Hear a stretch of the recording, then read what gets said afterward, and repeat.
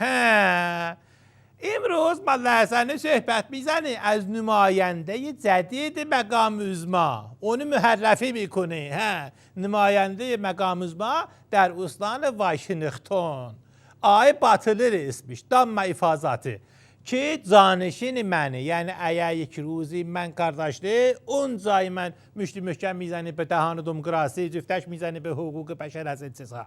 از قدیم گفتند که او olmasın bu olsun. بلا نسبت در مثل نقشه نیست، مهم اون درشتی هستی که کشیده میشی. حالا با اسبی میکشی کشیده یا قاطر، اصلا دیگه فقط کشیده که میگویم، نه این کشیده ها که میخوره صدایت در میآید، اون یکی کشیده. شاعر هم میفرماید که گیرم پدر تو بود قاطر، هیچ فهمیدی برای چه خاطر؟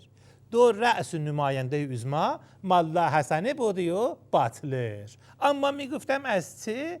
بله یادم رفت، مهم نیستی، حتما که آدم نباید هر سرت پرتینه یادش نگهداری چی، چون که بشر جایزت الخطا است. چه میرسد به ملا حسنه، یعنی اگر خطا میکنه جایزه میگیری. بگذاریم از اینجا، بس ایجی با تو از بس ایجی. آخه تو چرا اونجا در از نگاه میاندازی؟ به قول شاعر محلی گدخلان منه، اگر تو به اندازه نصف آقای باطلر التزام قلبی عملی داشتی به ولیفقه، الان ولیفقه بعضش اینجوری بنوا نبودی. ای خاک بر سرت که به اندازه من فهم شعور نداره.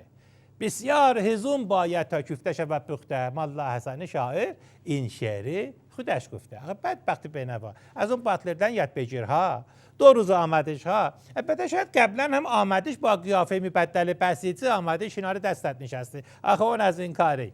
ولی خلاصه الان آمدین یک کرده که بار از روی دوش مقام عظما برداره.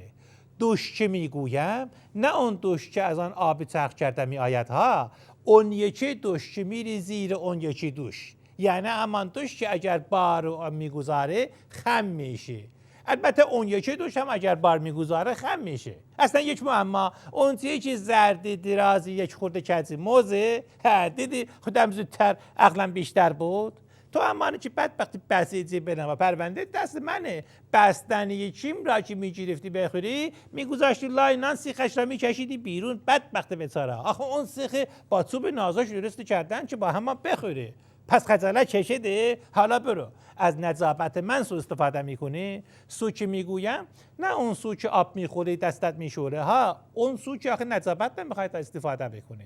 نجابت نمیخوای که رفته بشه اون باطلر دیگه. ها چه شد؟ کلمت لال شد. تو همان بدبخت به نوا پرونده دست من، تو همان که هلو میخوردی به هستش که رسیده گفتی جیدکان هم دارد. ها